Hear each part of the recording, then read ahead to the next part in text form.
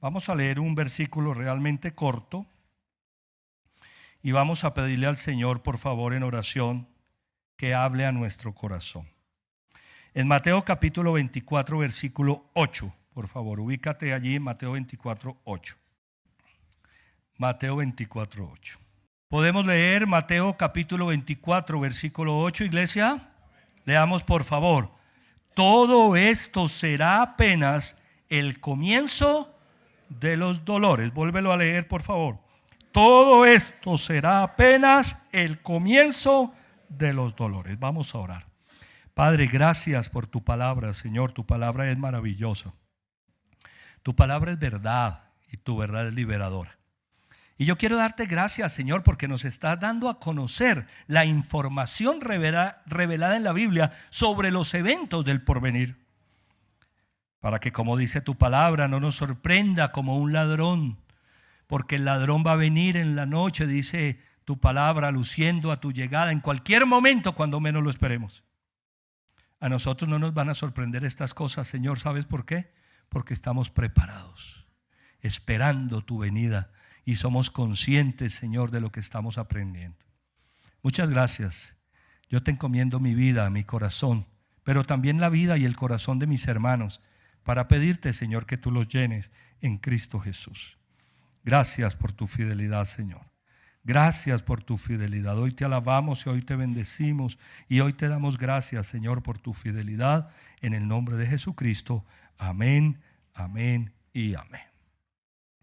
La Biblia nos da a conocer una información clara sobre lo que se conoce como los últimos tiempos. Los discípulos del Señor Jesucristo le preguntaron cuándo iban a suceder todas estas cosas del fin del mundo y cuáles serían las señales de su venida y las señales de ese tiempo. Es que siempre ha habido un gran interés por saber qué va a pasar en el futuro. Y al mismo tiempo de que ha habido interés quizás sano, también ha habido desinformación.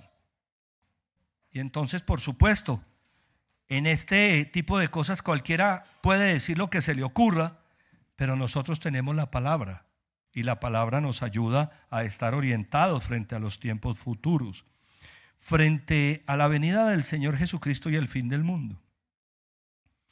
En esta serie de sermones denominada Eventos del Porvenir, venimos en esta serie dominical Eventos del Porvenir. Hemos estado tratando de analizar bíblicamente los acontecimientos descritos por el Señor Jesucristo cuando da su respuesta a esa pregunta de los discípulos en Mateo capítulo 24, porque el Señor Jesucristo comienza a darles una respuesta allí. Y hay una información muy precisa con la premisa de que el Señor Jesucristo vendrá por segunda vez. Amén. Ese es el próximo evento en el reloj profético de Dios, la venida del Señor Jesucristo. Eso es lo próximo que va a suceder. Entonces hemos dicho que el Señor Jesucristo vendrá inicialmente a encontrarse con su iglesia en las alturas, en lo que se conoce como el rapto o el arrebatamiento. Que cuando el Señor venga, la venida del Señor es un evento en dos fases. La primera, una invisible en el cielo, para llevarse a su iglesia, a encontrarse con ella en las alturas, con lo cual le evitará pasar por el castigo profetizado sobre la tierra y sus habitantes en lo que se conoce bíblicamente como el día del Señor, porque creo que quedó muy claro en esa enseñanza tan compleja que dimos hace 3 domingos sobre el día del Señor, de lo difícil que va a ser eso. Pues la iglesia no fue destinada a sufrir las condiciones adversas de esa temporada que Dios tiene designada para las naciones de la tierra en la gran tribulación. La iglesia no va a pasar por la gran tribulación. Y la información que nos da la palabra es muy clara.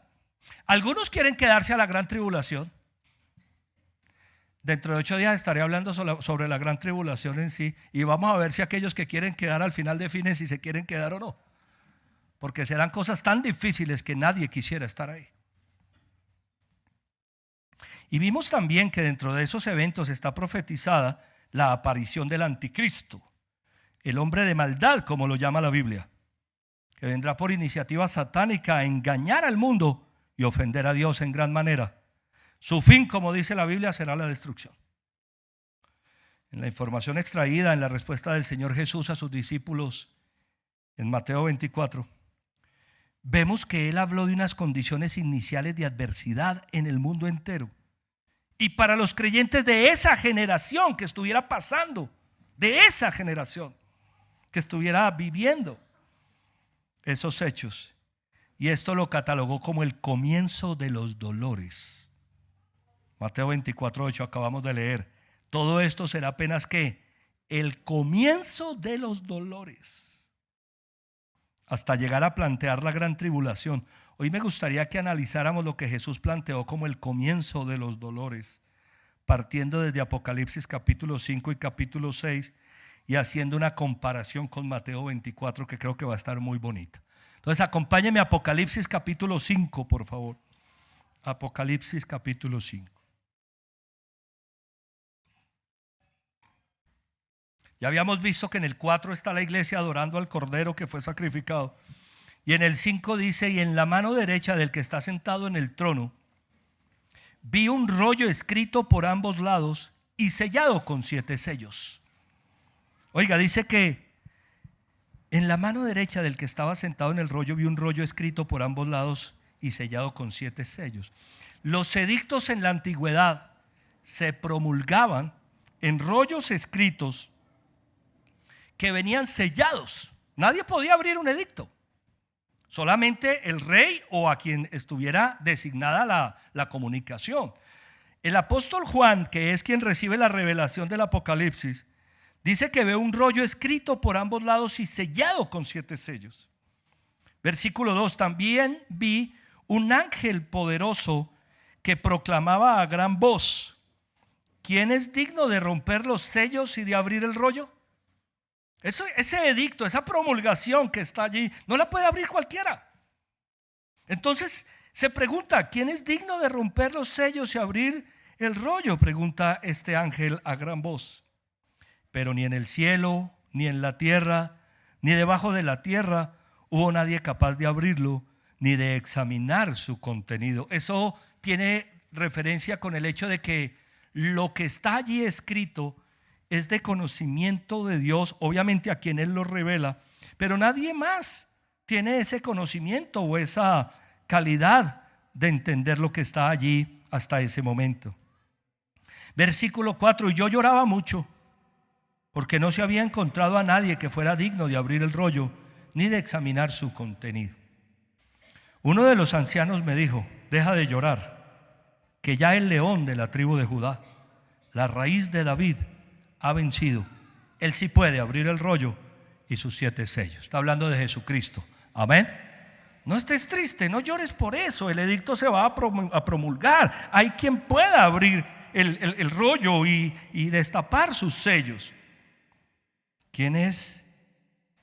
El león de la tribu de Judá. Ese es Jesús, la raíz de David, que ha vencido.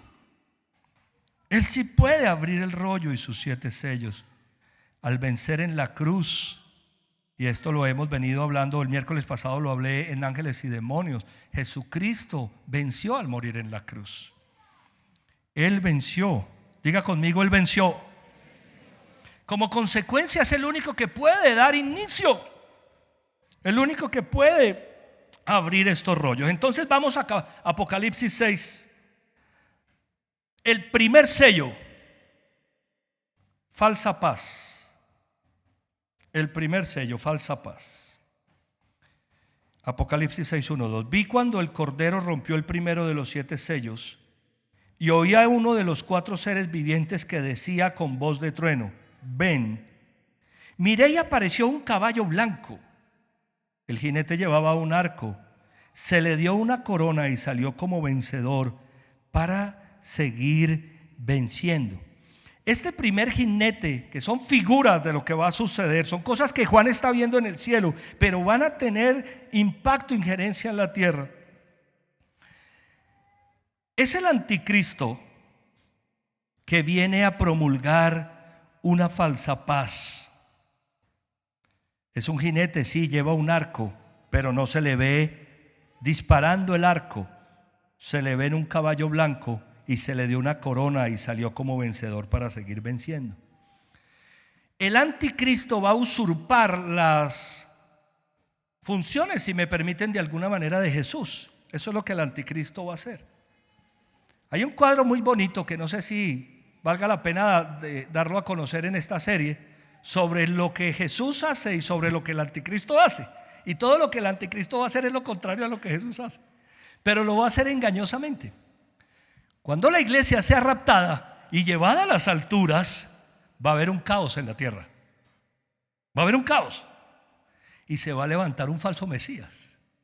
Ese falso Mesías que va a prometer paz, que va a prometer organizar todo lo que está pasando, es el anticristo, ¿no?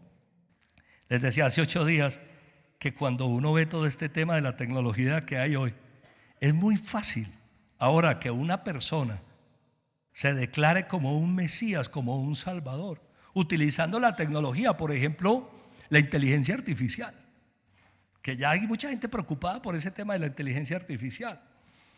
¿Cuántas cosas podrá utilizar un dignatario que diga: hombre, dejen de revolucionarse, esto lo vamos a resolver? ¿Sabe qué va a promover? Una religión unificada en todo el mundo, una religión única, entre otras cosas. Eso es lo que nos dice la palabra. Va a promover una religión unificada, va a promover una falsa paz.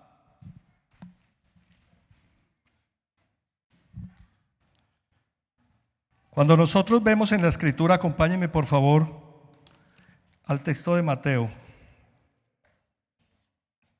24, versículos 4 y 5, encontramos esto. Son palabras del Señor Jesucristo. Tengan cuidado que nadie los engañe, les advirtió Jesús. Vendrán muchos que usando mi nombre dirán: yo soy el Cristo, y engañarán a muchos, ¿no? Nosotros ya estudiamos Mateo capítulo 24. Ahora, como tenemos una información que se ha venido complementando, y Dios es grandioso y maravilloso, veamos Mateo 24 a la luz de que la iglesia ya no está ahí. ¿A quién le está hablando entonces Jesús? ¿A quién le está hablando Jesús? Le está hablando a los que van a creer en esa época. Si la iglesia se ha ido, entonces ¿a quién le habla Jesús? A quienes van a creer en esa época, porque van a haber creyentes, como lo dijimos. Tengan cuidado de que nadie los engañe, les advirtió Jesús. Vendrán muchos que usando mi nombre dirán: yo soy el Cristo, y engañarán a muchos. ¿Qué es lo que el anticristo va a decir? Que Él es el Cristo, que Él es el Mesías. Ese va a ser su carta de presentación. Hace 8 días dijimos que si el anticristo no se ha manifestado, o que se manifestará cuando se ha llevado lo que lo detiene, cuando la iglesia no esté, cuando el Espíritu Santo esté con nosotros en las alturas, se van a manifestar todas estas cosas. Y en Daniel capítulo 9, versículo 27, Daniel 9, 27 dice: durante una semana ese gobernante hará un pacto con muchos, pero a media semana pondrá fin a los sacrificios y ofrendas, y en el templo establecerá la abominación que causa destrucción, hasta que sobrevenga el desastroso fin que le ha decretado. Una de las actitudes de su falsa paz es que va a dejar que los judíos vuelvan a la adoración normal. La construcción del templo, claro, adoren a Dios, por supuesto, los judíos van a buscar a Dios. Y va a ser una falsa paz con todo el mundo. Recibí un documento que mi buen hermano Alejandro Chaparro, miembro de Visa, me envió para apoyarme en todos estos temas. Y en el documento que Alejandro me mandó, que habla acerca del rapto de la iglesia y la venida del Señor Jesucristo, dice que hace pocos días, y esto sucedió solamente en el mes de julio, dice: Estados Unidos tiene prueba de existencia de ovnis, pero la oculta, afirma exagente de inteligencia. Oiga, ante el Congreso. Esto fue una noticia de hace un mes. Estados Unidos tiene prueba de existencia de ovnis, pero la oculta. Toda la vida se ha hablado de que hay prueba de existencia de ovnis, pero ¿dónde está la prueba? O sea, ¿dónde está? Si la tienen, sáquela.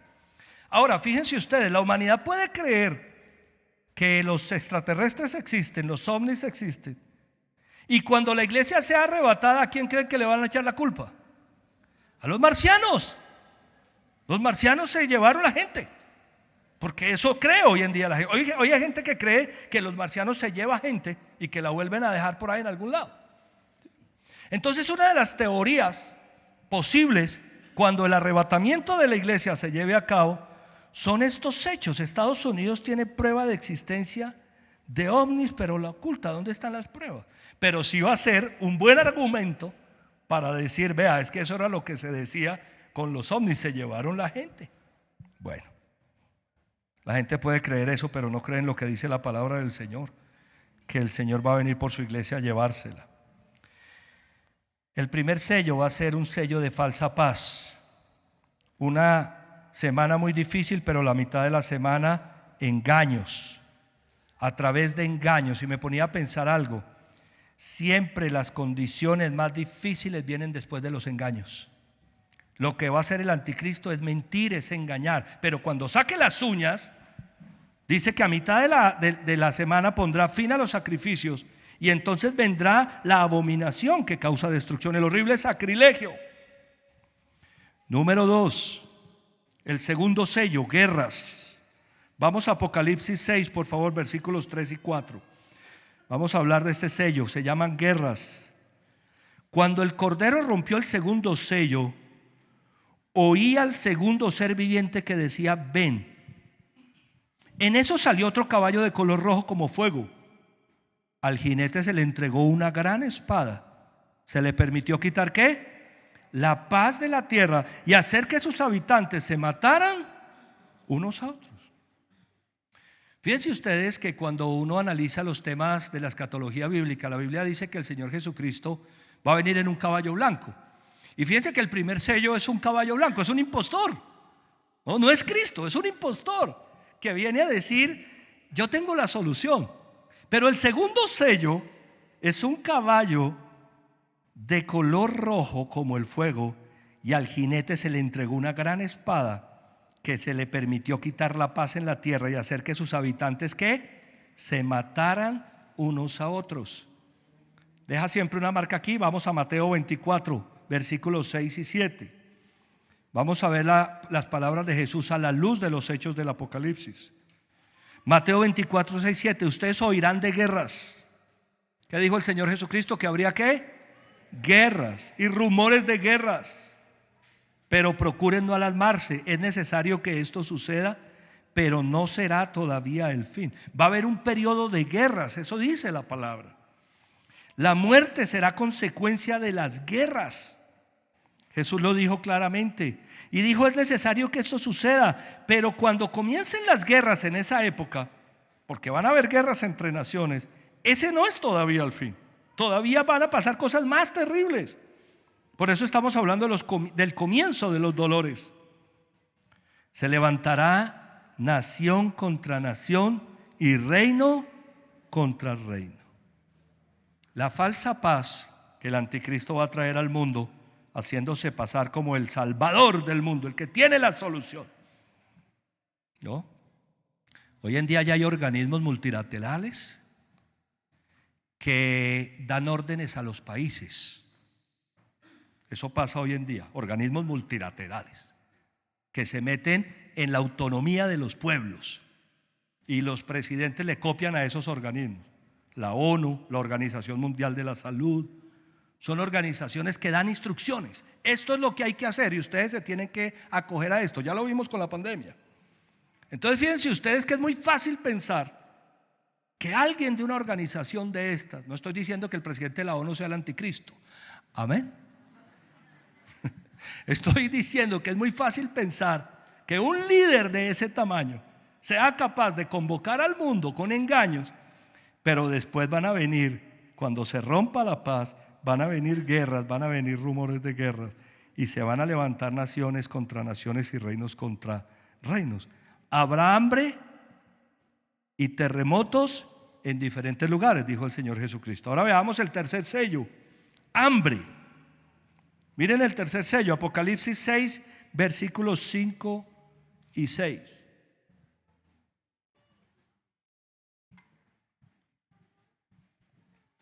Cuando el Cordero rompió el tercer sello, oí al tercero de los seres vivientes que decía: ven. Miré y apareció un caballo negro. El jinete tenía una balanza en la mano. Y oí como una voz en medio de los 4 seres vivientes decía: 1 kilogramo de trigo o 3 kilogramos de cebada por el salario de un día, pero no dañes el aceite ni el vino. ¿Cuál es la consecuencia de las guerras? El hambre, la carestía. Cuando vengan las guerras, en ese momento va a venir hambre. Y fíjense ustedes cómo, si nosotros nos quejamos hoy por la inflación, mire lo que va a ser la inflación en este periodo. 1 kilogramo de trigo o 3 kilogramos de cebada por el salario de un día. ¿Cuál es el salario de un día? Si nosotros tomamos la tasa de salario mínimo, da aproximadamente 40,000 pesos diarios. 1 kilo de cebada va a costar 40,000 pesos diarios a pesos de nosotros, ¿no? Es decir, $10. Eso solamente para ponernos a pensar lo que va a suceder en esa época, la carestía que va a haber y el hambre que va a haber tan impresionante. Jesús dijo en el versículo 7: se levantará nación contra nación, reino contra reino. Habrá hambre y terremotos en diferentes lugares. Fíjense que es un panorama bien oscuro el que nos muestra la palabra. El cuarto sello, muerte. Muerte. Apocalipsis 6, 7 al 8. Cuando el Cordero rompió el cuarto sello, oí la voz del cuarto ser viviente que gritaba: ven. Miré y apareció un caballo amarillento. El jinete se llamaba, ¿cómo se llamaba? Muerte. Y el Hades lo seguía de cerca. Y se les otorgó poder sobre la 1/4 parte de la tierra para matar por medio de la espada, el hambre, las epidemias y las fieras de la tierra. Miren la información tan bonita que nos da en el sentido bonita de Clara el Apocalipsis. Hay cosas que empiezan a pasar. Nosotros acabamos de pasar por una pandemia. Nuestra generación nunca había pasado por una pandemia. Habían pasado generaciones anteriores, ¿cierto? En el año 20 hubo una peste que fue una pandemia, pero nosotros nunca habíamos pasado por eso. Pero nosotros ya sabemos lo que es eso.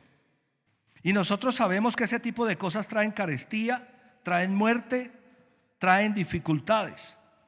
La Biblia dice que al jinete del caballo amarillento, cuando el Señor Jesús abre el cuarto sello, se le llama muerte y Hades, y que se le otorgó poder sobre la 1/4 parte de la tierra para matar por medio de la espada, el hambre, las epidemias y las fieras de la tierra. A mí me agrada tanto cuando a la luz de los hechos veo la corroboración de la palabra, porque esto fue escrito hace 2000 años. El libro del Apocalipsis se escribió en los años 90 después de Cristo. Una revelación que recibió el apóstol Juan en la isla de Patmos. Y esa revelación de hace 2000 años dice que hay gente que va a morir por epidemias. Entonces, cuando uno ve los hechos, uno dice: qué bendición que la palabra es tan clara, que es tan diáfana frente a esto. En Lucas capítulo 21, versículos 9 y 11, Lucas 21 es un pasaje paralelo de Mateo 24. El Señor Jesús habla de las señales del fin del mundo en Lucas 21. Después lo miras con detalle, pero mira lo que dice palabras de Jesús, versículo 9. Cuando sepan de guerras y de revoluciones, no se asusten. Es necesario que eso suceda primero, pero el fin no vendrá enseguida. Es decir, van a venir guerras, pero el fin no viene inmediatamente, fue lo que Jesús dijo. Cuando la iglesia sea raptada, venga la falsa paz y comiencen las guerras, van a pasar 3 años y medio hasta que el Señor Jesucristo venga. Entonces dice: se levantará nación contra nación y reino contra reino, continuó. Habrá grandes terremotos, hambre y epidemias en diferentes lugares, cosas espantosas y grandes señales del cielo. Estas son palabras del Señor Jesucristo. A él le preguntan: oiga, Señor, ¿y cuáles serán las señales de tu venida y del fin del mundo? Y mire lo que dice: guerras, revoluciones, se levantará nación contra nación, reino contra reino, habrá grandes terremotos. Yo no sé si te has dado cuenta que ahora tiembla todos los días. Ayer llegó una información: ¿sentiste el temblor? Tembló en Antioquia. Bueno, no estoy aquí siendo profeta de nada de estas cosas, pero lo que la Biblia muestra a finales de los tiempos es que va a haber grandes terremotos, hambre y epidemias en diferentes lugares, cosas espantosas y grandes señales del cielo. Miren la coherencia de la palabra de Jesús con la coherencia del Apocalipsis. ¿Se ve? Cuando se destapan los sellos. Mateo 24, Lucas 21, que son palabras de Jesús, son los sellos que se van destapando. Son los sellos que se van destapando. Ya la iglesia va a estar en el cielo. Gracias a Dios. El quinto sello: martirio. Martirio. Apocalipsis capítulo 6, versículos 9 al 11. Cuando el Cordero rompió el quinto sello, vi debajo del altar las almas de los que habían sufrido el martirio por causa de la palabra de Dios y por mantenerse fieles a su testimonio. Recuerdan que les he hablado de la serie Dejados Atrás. Ya hay algunas personas que me han dicho: pastor, por ahí estoy viendo la película. ¿Sí? Porque la película Dejados Atrás es una película que podemos decir es cercana a lo que dice la palabra. Sus autores son serios y es muy cercana, aunque obviamente tiene cosas de la imaginación, ¿no? En la película Dejados Atrás, en la serie de los libros, se queda el copastor de una iglesia. Cuando se lleva al Señor la iglesia, se queda un copastor, ¿cierto? Y entonces este hombre le preguntan: ¿y usted por qué no se fue con la iglesia? Entonces él dice que era que no tenía fe, que él no creía. Mejor dicho, se destapa y realmente dice quién era, pues. ¿Sí? Que no era un creyente auténtico. Pero en la película y en los libros este hombre comienza a predicar la palabra. Esto fue lo que dijo la Escritura, y comienza a sacar la Biblia y a decir. Entonces, al mismo tiempo que algunas personas en el mundo dicen: los ovnis se llevaron a las personas, la gente va a empezar a creer que lo que la palabra de Dios dice es verdad, y es que el Señor Jesucristo arrebató su iglesia y que vienen tiempos muy difíciles. Cuando se rompe el quinto sello, dice: cuando el Cordero rompió el quinto sello, vi debajo del altar almas de los que habían sufrido el martirio por causa de la palabra de Dios y por mantenerse fieles a su testimonio. Esos creyentes de esa semana van a ser martirizados. Muchos de ellos van a morir por causa de mantenerse firme con la palabra, por causa del testimonio. Versículo 10: gritaban a gran voz: ¿hasta cuándo, soberano Señor, santo y veraz, seguirás sin juzgar a los habitantes de la tierra y sin vengar nuestra muerte? Oiga, entonces cada uno de ellos recibió ropas blancas y se les dijo que esperaran un poco más hasta que se completara el número de sus colaboradores y hermanos que iban a sufrir el martirio como ellos. Personas que van a creer en la palabra del Señor en esa época y van a recibir el martirio. No está en la presentación, pero abre Apocalipsis capítulo 7, porque Apocalipsis capítulo 7 tiene una información muy bonita. Quizá la toque con más detalle dentro de 8 días. Dice: los 144,000 sellados. Después de esto vi a 4 ángeles en los 4 ángulos de la tierra. Apocalipsis 7. Estaban allí de pie, deteniendo los 4 vientos para que estos no soplaran sobre la tierra, el mar y los árboles. Vi también a otro ángel que venía del oriente con el sello del Dios vivo. Al creyente de la época, ¿qué se le va a colocar? Un sello de Dios. Un sello.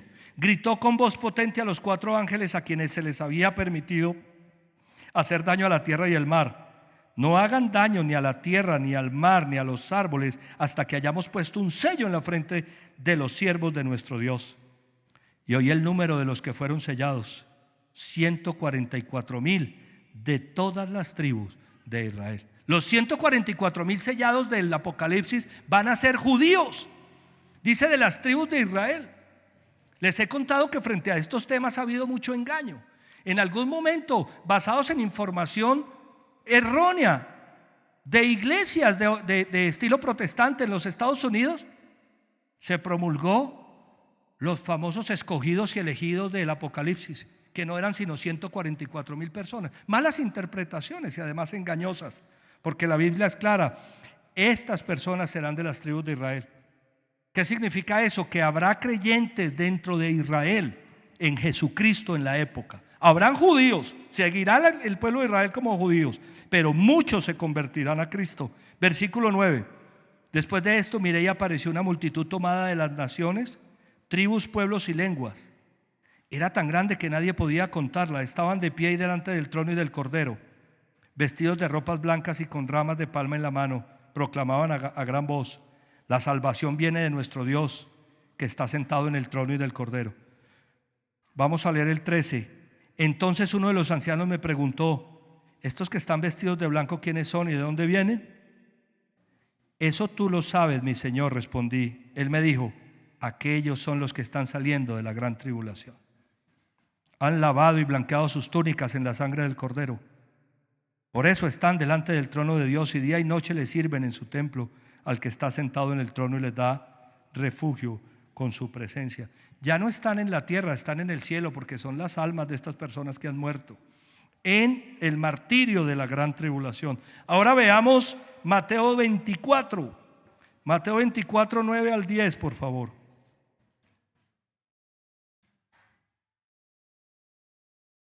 Mateo 24, 9 al 10.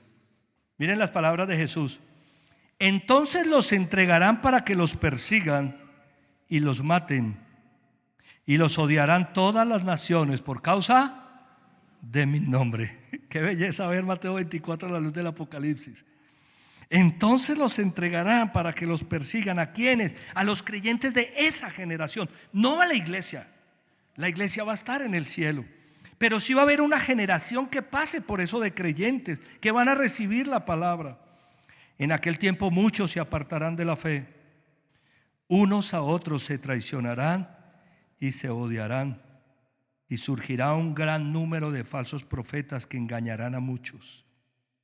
Fíjense ustedes, habrá martirio para los creyentes de la época, pero también habrá apostasía. Muchos se apartarán de la fe y se traicionarán. Eso me impacta, la traición entre creyentes. ¿Puedes imaginarte? Dos que han confiado en Jesucristo y después el uno traicionando al otro y diciéndole al anticristo y a su, no sé cómo será el martirio, no sé si los llevarán, puede ser fusilamiento, por ejemplo, ¿sí? Pueden ser, no sé, ya se ha visto en épocas el asesinato en masa de personas. No sé cómo será en esa época, pero algunos van a decir: vea, aquel también es cristiano. Y lo dirá uno que se supone que era cristiano. Y surgirá un gran número de falsos profetas que engañarán a muchos. Habrá tanta maldad que el amor de muchos se enfriará, pero el que se mantenga firme hasta el fin será salvo. Y este evangelio del reino se predicará en todo el mundo como testimonio a todas las naciones. Entonces vendrá el fin. Se predicará el evangelio a todas las personas, que será muy fácil llegar con el evangelio por los medios y tantas cosas y por lo que está sucediendo. Y entonces dice la Biblia que vendrá el fin. El sexto sello, cataclismo. Anótalo así los que están anotando. Cataclismo. Apocalipsis 6, versículos 12 al 14. Vi que el Cordero rompió el sexto sello, y entonces se produjo un gran terremoto. Jesús dijo que iban a haber ¿qué? Terremotos. El sol se oscureció como si se hubiera vestido de luto. La luna entera se tornó roja como la sangre, y las estrellas del firmamento cayeron sobre la tierra, como caen los higos verdes de la higuera sacudida por el vendaval. El firmamento desapareció como cuando se enrolla un pergamino, y todas las montañas y las islas fueron removidas de su lugar. Los reyes de la tierra, los magnates, los jefes militares, los ricos, los poderosos y todos los demás, esclavos y libres, se escondieron en las cuevas y entre las peñas de las montañas. Todos gritaban a las montañas y a las peñas: caigan sobre nosotros, escóndanos de la mirada del que está sentado en el trono y de la ira del Cordero, porque ha llegado el gran día de la ira. ¿Quién podrá mantenerse en pie? Guerras, rumores de guerras, hambre, epidemias, terremotos, pero va a haber un cataclismo. Es decir, un evento físico. Fíjate que está muy claro ahí. El sol se oscureció como si estuviera vestido de luto, la luna entera se tornó roja, las estrellas del firmamento cayeron. Vamos a ver en las próximas entregas, que cuando hablemos ya de la gran tribulación, vamos a ver incluso meteoritos cayendo a la tierra. De eso ya se ha especulado. Sobre eso se ha especulado. La NASA sabe de que ha habido meteoritos que han pasado cerca, se han hecho películas. ¿Vieron el Armagedón? De meteoritos cayendo a la tierra. Toda esa información que el mundo va tomando y sacan películas y todas estas cosas está basada en hechos que van a suceder en algún momento. El firmamento desapareció como cuando se enrolla un pergamino. Bueno, dice que salieron a esconderse los reyes de la tierra, los magnates, los jefes militares, los ricos, porque cuando empiecen las estrellas a caer, cuando empiece el cataclismo, eso va a generar mucho pavor, y entonces salen a esconderse y a esconderse de la mirada del que está sentado en el trono y de la ira del Cordero. Es decir, que van a reconocer que lo que está sucediendo es por obra de Dios. ¿Qué dijo el Señor Jesús en Mateo 24, versículos 15 al 22? Dijo: así que cuando vean en el lugar santo la abominación que causa destrucción, de la que habló el profeta Daniel, el que lee que lo entienda, entonces los que estén en Judea huyan ¿a dónde? A las montañas. El que esté en la azotea no baje a llevarse nada de su casa, y el que esté en el campo no regrese para buscar su capa. Hay de las que estén embarazadas o amamantando en aquellos días. Oren para que su huida no suceda en invierno ni en sábado, porque habrá una gran tribulación como no la ha habido desde el principio del mundo hasta ahora, ni la habrá jamás. Si no se acortaran esos días, nadie sobreviviría por causa de los elegidos, pero por causa de los elegidos se acortará. Fíjate que la palabra nos muestra a las personas corriendo de aquí para allá buscando un refugio. Y el cataclismo es perfectamente un hecho con el cual la gente puede buscar un refugio. En el documento que me pasó Alejandro acerca de posibles futuros choques globales complejos, se llama, hecho por la ONU. Esto lo hizo la ONU en marzo. Es textual. Debemos estar preparados para responder a una variedad de impactos globales diferentes en el futuro. Un documento de la ONU. Los tipos de shocks globales que el mundo podría experimentar en el futuro son inciertos. Nos enfrentamos a una variedad de riesgos diferentes que podrían resultar en shocks globales complejos.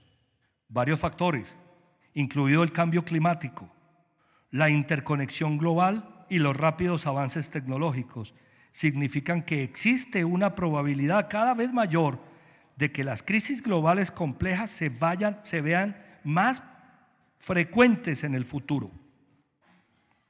Mientras que las herramientas del sistema multilateral para responder no se han mantenido al día con los riesgos que enfrentamos. Algunos de los impactos globales que podríamos encontrar en el futuro incluyen, escuchen lo que ellos dicen, eventos climáticos o ambientales a gran escala que causan importantes perturbaciones socioeconómicas y o degradación ambiental. Pandemias futuras con impactos secundarios en cascada. Eventos de alto impacto que involucran a un agente biológico deliberado o accidental. Eventos que conduzcan a interrupciones en los flujos globales de bienes, personas o finanzas. Actividad destructiva y o disruptiva a gran escala en el ciberespacio, escuche. O interrupciones de la conectividad digital global. Estoy leyendo un documento de la ONU. No la Biblia también la acababa de leer. Es que fíjense ustedes, un evento importante en el espacio ultraterrestre, está diciendo la ONU. Un evento importante en el espacio ultraterrestre que cause graves perturbaciones en uno o varios sistemas críticos de la Tierra. Riesgos imprevistos, eventos cisne negro. Ellos están diciendo que va posiblemente a venir un evento cisne negro. La teoría del cisne negro fue desarrollada por el profesor, escritor y exoperador de la bolsa libanés estadounidense Nassim Taleb en 2007. Y tiene 3 componentes, según explicó el propio Taleb en un artículo de The New York Times ese mismo año. Primero, es algo atípico, ya que se encuentra fuera del ámbito de las expectativas habituales, porque nada en el pasado puede apuntar de manera convincente a su posibilidad. Mire lo que llaman un evento cisne negro, algo atípico que nunca ha sucedido. En segundo lugar, tiene un impacto extremo. En tercer lugar, a pesar de su estatus atípico, la naturaleza humana nos hace inventar explicaciones para su ocurrencia después del hecho, haciéndolo explicable y predecible. La tesis de Taleb está generalmente asociada a la economía, pero se aplica a cualquier área. Y como las consecuencias suelen ser tan catastróficas, es importante asumir que la aparición de un evento cisne negro es posible, por lo que hay que tener un plan para hacer frente. En resumen, el cisne negro representa una metáfora de algo impredecible y muy extraño, pero no imposible. ¿Qué les parece lo que dice la ONU? ¿No es lo que estamos leyendo en la palabra? ¿No es lo que dice la palabra frente a los hechos del porvenir? A nosotros esto no nos debe tomar por sorpresa. Ahora yo quiero que terminemos hoy en 2 de Pedro, capítulo 3, versículos 1 al 18.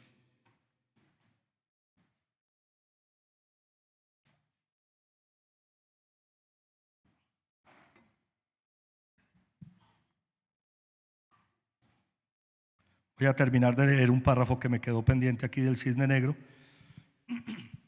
Dice así: para que un acontecimiento pueda denominarse cisne negro, tiene que tener las siguientes propiedades: que sea inesperado, se trata de un hecho a priori improbable, para el cual no hay ninguna evidencia de que vaya a suceder, y que por tanto es una sorpresa para los analistas y para el mercado. Acuérdense que él lo dijo hablando de la economía, pero puede suceder en cualquier caso. En el caso de que hubiera alguna probabilidad de que ocurriera, los agentes financieros se protegerían frente a sí mismo, con lo que no cogería por sorpresa al mercado. Tiene un gran impacto, son acontecimientos que afectan de forma importante la economía y la política mundial. Vamos a mirar 2 de Pedro capítulo 3. Ahí nos vamos a quedar el resto del sermón. Queridos hermanos, esta ya es la segunda carta que les escribo. En las 2 he procurado refrescarle la memoria para que con una mente íntegra recuerden las palabras que los santos profetas pronunciaron en el pasado y el mandamiento que dio nuestro Señor y Salvador por medio de los apóstoles. Ante todo, deben saber que en los últimos días vendrá gente burlona, que siguiendo sus malos deseos se mofará y dirá: ¿qué hubo de esa promesa de su venida? Nuestros antepasados murieron y nada ha cambiado desde el principio de la creación. Pero intencionalmente olvidan que desde tiempos antiguos, por la palabra de Dios, existía el cielo y también la tierra, que surgió del agua y mediante el agua. Por la palabra y el agua, el mundo de aquel entonces pereció inundado. Y ahora, por esa misma palabra, el cielo y la tierra están guardados para el fuego, reservados para el día del juicio y de la destrucción de los impíos. Miren que estamos leyendo un autor más de la Biblia. Hemos leído a Jesús, hemos leído a Pablo, Hemos leído a Juan en el Apocalipsis, ahora estamos leyendo a Pedro. Esto se llama un estudio sistemático de la Escritura. Esa es la forma como hay que leer la Biblia, como hay que estudiarla para poder comprenderla. Pablo está diciendo, estas personas son necias, andan preguntando por qué el Señor no ha venido, pero se les olvida que Dios creó este mundo, que Dios lo creó por el poder de la palabra y que el mundo pasó por una inundación.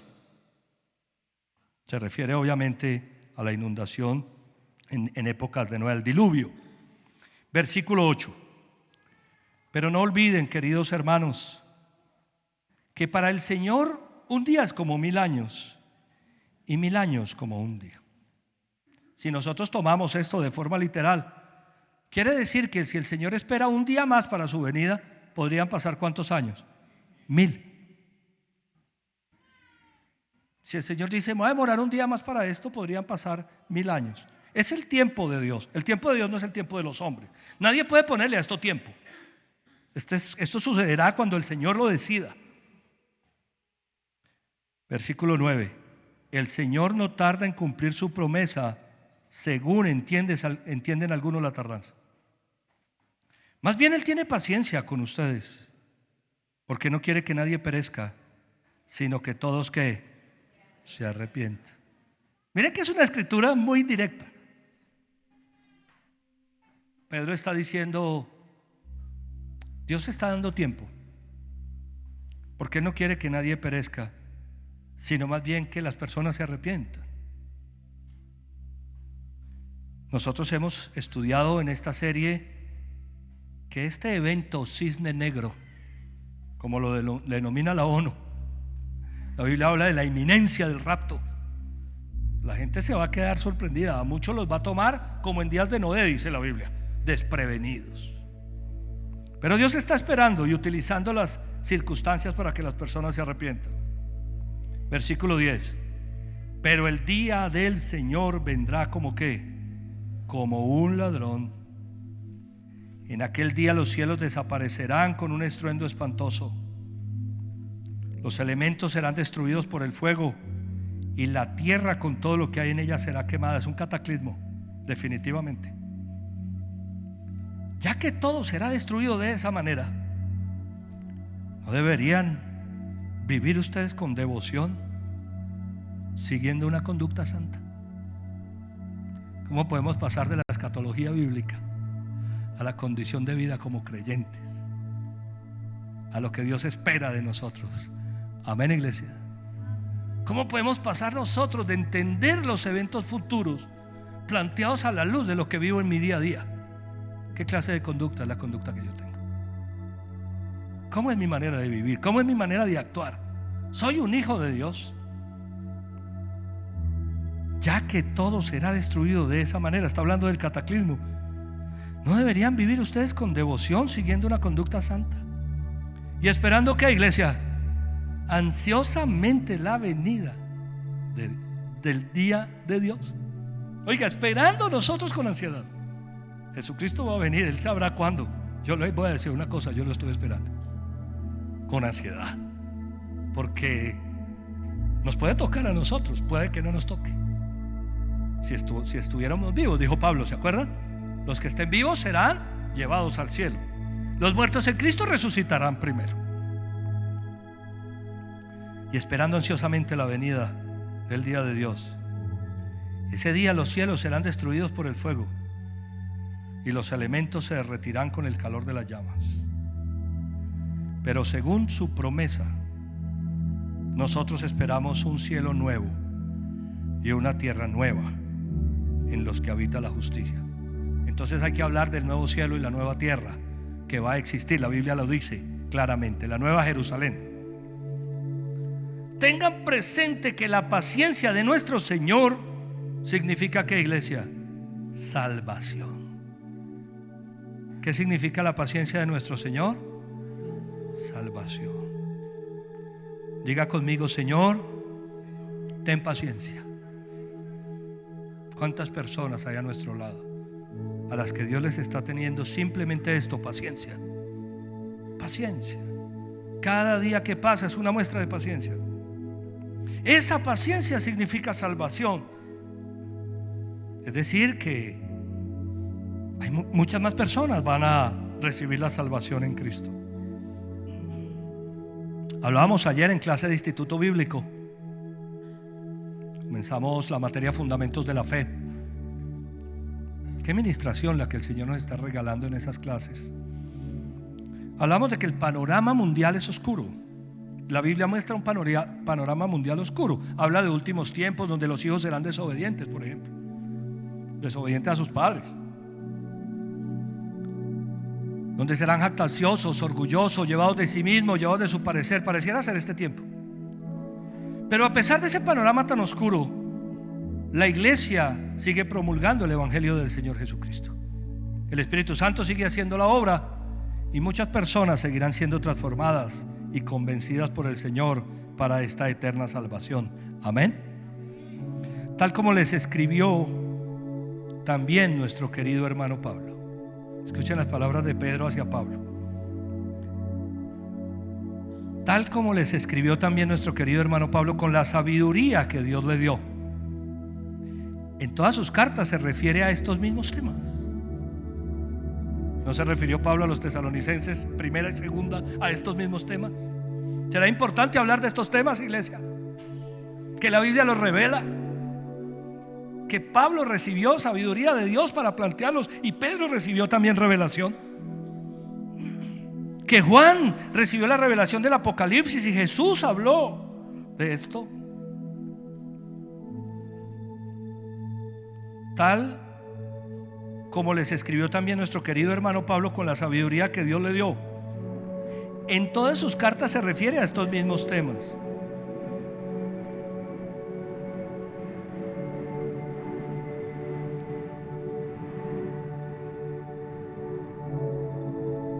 Hay en ellas algunos puntos difíciles de entender. Estos temas no son fáciles de entender.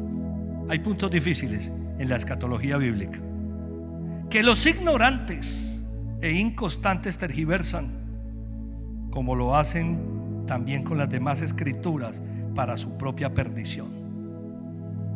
Así que ustedes, queridos hermanos, puesto que ya saben esto de antemano, manténganse alertas. No sea que, arrastrados por el error de esos libertinos, pierdan la estabilidad y caigan. Más bien, crezcan en la gracia y en el conocimiento de nuestro Señor y Salvador Jesucristo. A Él sea la gloria, ahora y para siempre. Amén. Qué pasaje tan impresionante. Los temas escatológicos están revelados en la Biblia porque van a ocurrir. Y nosotros creemos la verdad de Dios o las mentiras y los engaños de los que no conocen a Dios. Por supuesto que va a ocurrir un evento cisne negro, es que la Biblia lo muestra, pero no como ellos se lo imaginan. Porque los que no crean en el Señor van a ser sorprendidos por eso. Pero nosotros sí creemos en el Señor. Y mientras eso llega, porque eso va a llegar, cuando quiera que llegue, eso no importa. Mientras eso llega, Pedro dice, más bien, ustedes crezcan en la gracia y en el conocimiento de nuestro Señor y Salvador Jesucristo. ¿A qué fue llamada la iglesia? A crecer en la gracia y el conocimiento de Dios. Pregúntate esta mañana, ¿estás creciendo en la gracia de Dios? ¿Estoy creciendo en el conocimiento de nuestro Señor y Salvador Jesucristo? A Él sea la gloria, el Cordero del Apocalipsis. Los 24 ancianos dan gloria a ese Cordero. Los 4 seres vivientes dan gloria al que vive para siempre en el Apocalipsis. Pero es que la iglesia le da gloria al Señor Jesús. La iglesia glorifica al Señor ahora y para siempre. Para siempre la gloria. Cierra tus ojos. Para siempre es la gloria. Yo me he preguntado durante todos estos días, ¿por qué estoy predicando este tema? Pasajes como este me dan respuesta. Pasajes como este nos muestran que es importante hablar de estos temas, pero sobre todo hablarlos en función de nuestro crecimiento espiritual, de nuestra fe, de nuestra convicción. ¿Qué es lo que creemos? Y no solo eso, sino cómo vivimos. Pedro,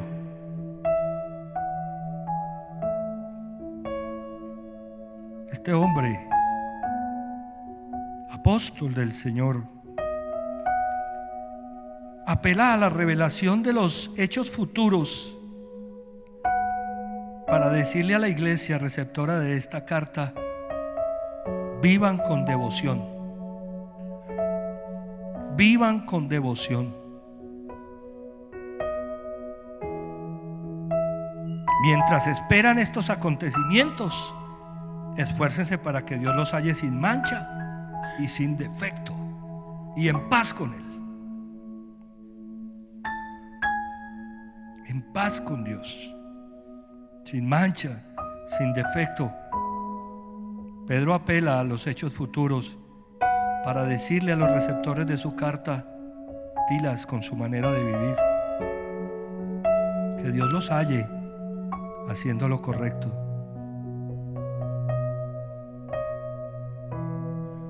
Pedro cita al apóstol Pablo para decir que es verdad que estos temas no son fáciles y que son tergiversados por libertinos. Nosotros tenemos, iglesia, la revelación de la palabra. Nada de esto para nosotros debe ser una sorpresa y mucho menos generar angustia. Es que nosotros estamos con el Señor. La pregunta es: ¿estoy creciendo en el conocimiento y en la gracia? Gracias por darme respuesta a mi pregunta, Señor. ¿Por qué estoy predicando esto? Gracias, Señor. Gracias por dar respuesta a mis cuestionamientos. Gracias porque tú me muestras en la revelación de tu palabra que estos temas hay que enseñarlos. Y hay que enseñarlos a la iglesia, no solo para preparar, tener preparado y listo el corazón para cuando esto se presente, sino en el día a día, en la cotidianidad, en el crecimiento, en el conocimiento tuyo y en la gracia. Señor, yo esta mañana te doy gloria y honra. Yo esta mañana, Señor, te doy alabanza y adoración. A ti, Señor Jesucristo, te doy toda la gloria, porque tú eres el Cordero inmolado y el único digno de abrir esos sellos. Porque tú fuiste claro y dijiste a los discípulos: vendrá una época particular, y te estabas refiriendo a estos hechos, el comienzo de los dolores y la gran tribulación. Gracias porque vendrás por tu iglesia, porque este día no nos sorprenderá como un ladrón a quienes hemos puesto nuestra esperanza en ti. Pero gracias por tener paciencia, porque cómo nos gustaría, Señor, que las personas que están a nuestro lado te recibieran en su corazón y cambiaran su vida para siempre, y que tú les dieras una nueva oportunidad de vivir ahora en este mundo, y que no sigan perdidos como tantas personas. Gracias, Señor, porque lo que piensan algunos, como lo hemos leído, solo corroboran que la información bíblica es veraz. Y yo te doy gracias por eso en Cristo Jesús. Hoy te alabo y hoy te bendigo por la vida de esta preciosa iglesia a la que escogiste en este tiempo para enseñarle estos temas. Yo te pido que los recibamos, Señor, como tú los estás entregando, y podamos dar valor a lo que estamos aprendiendo acá, Señor, para seguir conociéndote a ti en Cristo Jesús. Amén, amén y amén. Dale un fuerte aplauso.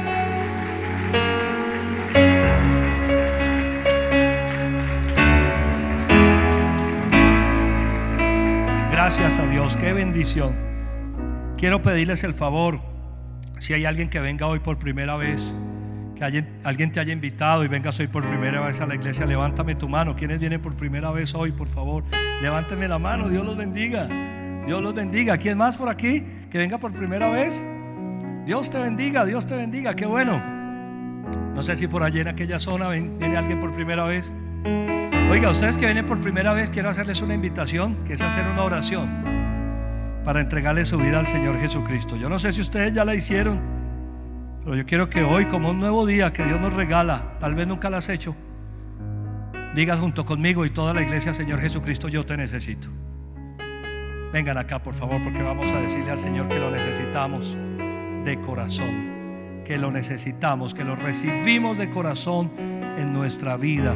Dale un fuerte, fuerte aplauso.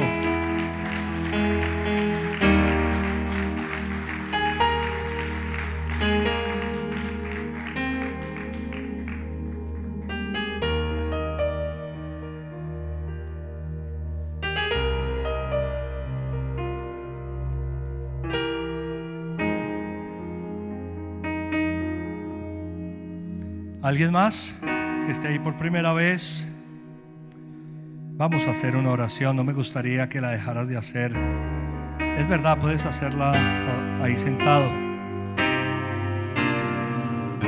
Nos gusta hacerlo de esta manera porque es delante de Dios.